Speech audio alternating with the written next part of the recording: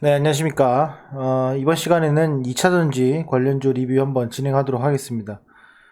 제가 최근에 이제 2차전지에 대해서 자주 설명을 드리지 않았는데, 최근은 이제 하락세가 어느 정도 마무리되고 있는 것 같고, 조금 이제는 관심 가져도 될 때가 아닌가, 해서 좀 리뷰를 드리도록 하겠습니다. 삼성 SDI 먼저 시작하도록 하겠습니다. 최근에 이제 대부분 2차전지 같은 경우에는 코스피 종목들도 있고 코스닥 종목도 있는데 대부분 코스피 종목을 따라가는 그런 형태를 보이고 있습니다. 과거에는 이제 코스닥 종목들의 상승이 어떻게 보면 주도를 했다고 해도 과언이 아니지만은 지금은 좀 상황이 바뀐 것으로 파악이 되고 있습니다. 투자자별 매매 동향 좀 보시게 되면요. 오늘장 같은 경우에도 삼성 SDI 같은 경우에는 외국인과 기관의 매도세가 있었고 합쳐서 한 10만 주 정도인데 이러면 거의 한 5분의 1, 4분의 1 정도에 해당하는 수준입니다. 그럼에도 불구하고 이 하락폭이 상당히 적었다는 점, 요점이 포인트 중에 하나고요. LG화학도 좀 보시게 되면은 LG화학 같은 경우에는 외국인의 매수세가 지금 그때 그 물적 분할 이후로 지속적으로 매수세가 들어오고 있습니다. 그래서 이거는 좋은 시그널이 아닌가 이렇게 생각이 들고 기관의 매도세는 아직도 지속적으로 진행이 되고 있습니다. 전반적으로 이제 거래량 자체가 다시 한번 실리는 모습을 보여주고 있기 때문에 조금이나마 긍정적이지 않을까 싶습니다. 이 LG화학에서의 가장 키 포인트는 이 전고점 이때 전고점을 넘었던 이 순간의 고점이 상당히 중요합니다. 그래서 이게 마지막 마지노선이라 볼 수 있고 사실은 이때의 중심선까지는 내려왔기 때문에 어떻게 보면은 이 양봉 고가에 해당되는 65만원부터 58만원 사이에 어떤 박스권을 형성하지 않을까라는 생각이 들고 그 과정에서 필요한 것은 거래량의 극소인데 지금 거래량 극수를 보면 거래량이 26만 주 정도에 해당됩니다. 근데 26만 주라고 하면 기존에도 많이 있었던 그런 거래량 중에 하나입니다. 그렇기 때문에 한 23만 주, 22만 주까지 좀 더 빠지는 모습을 좀 보여줘야 좀 가능성이 있지 않을까. 다만 오늘 보여준 그 저가에 해당되는 부분은 상당히 매력적인 구간이었다라고 볼 수가 있을 것 같습니다.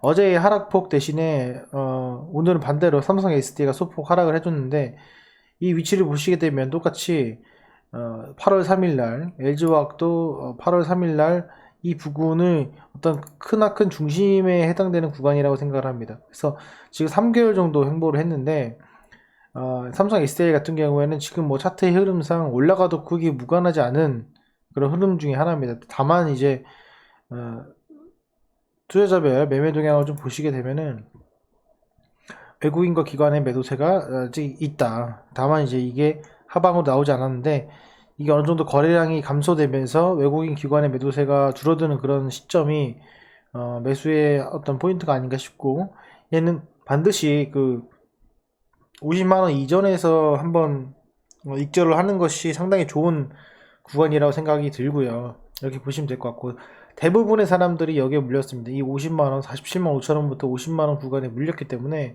이 구간은 쉽게 넘기 힘들 겁니다. 그러니까 이 점 꼭 인지를 하시고 보시면 될 것 같습니다.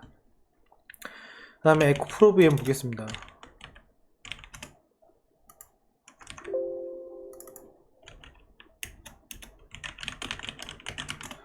에코프로비엠도 반등이 들어왔는데 이 종목 같은 게 보시면 코스닥 종목이죠. 그래서 지수가 좀 더 빠졌다. 그래서 이 하방폭으로 이 집계가 나오면서 과대낭폭이 어느 정도 만회가 되었다. 이런 정도로 보시면 될 것 같고요.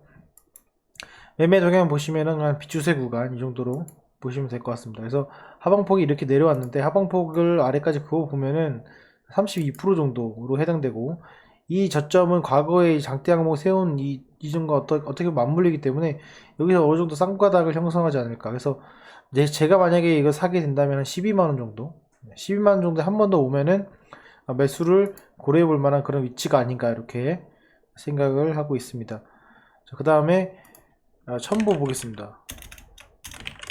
첨보 같은 경우에는 기존에 주가가 올랐을 때 그나마 되게 강했던 종목인데 여기는 정말 들어가기 쉬울 만큼의 피레침이 형성이 되어 있습니다. 피레침이 형성이 되어 있고 이 부분은 순식간에 일어난 거기 때문에 고점 대비 하락폭을 그어보면은 상당히 고통스럽습니다. 38%. 인제 지금 30% 정도, 마이너스 30% 정도, 마이너스 20%대라고 보통 생각이 되어집니다. 그래서 이 부분은 상당히 올라가기 힘들고, 사실은 다른 종목보다 횡보가 덜 됐기 때문에 이 종목 같은 경우에는 섣불리 매수하지 마시고, 지금 기준선이 이 장대 양봉에 해당되는 이 종가 부분입니다. 이 종가 부분을 말씀드리면 146,000원, 146,400원 이 정도 기준으로 음봉이 나왔을 때 매수 시점을 잡아보면 괜찮지 않을까 생각이 들고, 이 10월 27일 날의 저점은 과거 장대 양봉의 고점 부분에 해당하는 그런 부분입니다. 그래서 이 점은 반드시 지켜야 되는 그런 선이기 때문에 고점 대비 이 하락폭을 봤을 때는 벌써 여기만 해도 15%입니다. 그러니까 아주 리스크가 큰 자리입니다. 그래서 양봉으로 대응하지 마시고 음봉으로 대응하시는 것이 어떤가 이렇게 말씀을 드리고요. 일진버티레스도 좀 보시게 되면, 일진버티레스는 과거에 보시면은 이런 횡보 구간이 있었죠. 480선의 횡보 구간. 이 구간이 또 왔습니다. 이게 정말 고통스러운 것 중에 하나인데, 그럼 몇 달입니까? 한 달, 두 달, 세 달, 네 달, 다섯 달, 여섯 달, 일곱 달, 6, 7개월 동안의 주가가 다시 이렇게 회귀를 했다는 거죠. 이렇게 회귀를 했습니다. 그래서 이런 부분 같은 경우에는 어떻게 보면은 시간이 내가 여유가 있다라고 하면은 여기서 음봉이 강하게 출현했을 때 4만원 부근 이렇게 출현했을 때에 매수를 조금씩 하는 것도 정말 나쁘지 않는 그런 판단이다, 이렇게 볼 수가 있습니다. 지금 주가가 비추세 횡보 구간으로 치닫고 있다라는 생각이 들고, 결국에는 이 구간과 5만원의 라운드 피겨 구간에서 어떻게 보면은 횡보 구간으로 쉽게 먹을 수 있는 그런 자리 중에 하나라고 생각을 합니다. 그래서 일진버티레스는 가격적으로도 크게 괜찮은 위치가 아닌가 이렇게 생각이 듭니다. 자, 그리고 제가 말씀 안 드린 것이 포스코 케미칼 말씀 안 드렸네요. 포스코 케미칼도 전저점은 지지를 했단 말이죠. 이 종목이 보시면 거래소입니다. 그러니까 코스피 종목인데 전저점은 이제 지지가 되었고, 이 지점은 사실상 지지가 될 수밖에 없었던 이유가 하나 뭐냐면, 이 과거에 이 한번 시세를 타고 올라갔을 때 이 조정 자체가 1년 반에서 2년 가까운 그런 조정 구간입니다. 그러니까 이런 조정 구간이 무너진다는 자체는 사실상 그 2차 전지 자체가 성장을 못한다는 것과 다름이 없습니다. 그러니까 포스코 케미칼이 뭐 캐파로 하여금 어떤 큰 공격적인 투자를 했는데, 그런 것들이 무슨 수익성 악화 정도가 되지 않는 이상 이 정도 가격이면은 많이 떨어진 가격이고, 사실상 그 가격적인 메리트보다도 이 기간적인 메리트가 상당히 한 6개월 정도, 그리고 과거에 보시면은 한 1년 6개월 정도 큰 장점으로 잡을 수 있기 때문에, 제 생각에는 75,000원 가격도 그렇게 나쁘지 않는 가격이다라고 저는 개인적으로 생각을 합니다. 그래서 이 점을 꼭 참조하셔가지고 여러분들이 2차 전지 힘들지만은 투자하는데 조금 도움이 됐으면 좋겠고, 신규 매수 관점에서는 어떻게 보면은 남들의 고통을 즐기는 그런 어떤 시점이 거의 다 오지 않았나 이렇게 생각을 하고 있습니다.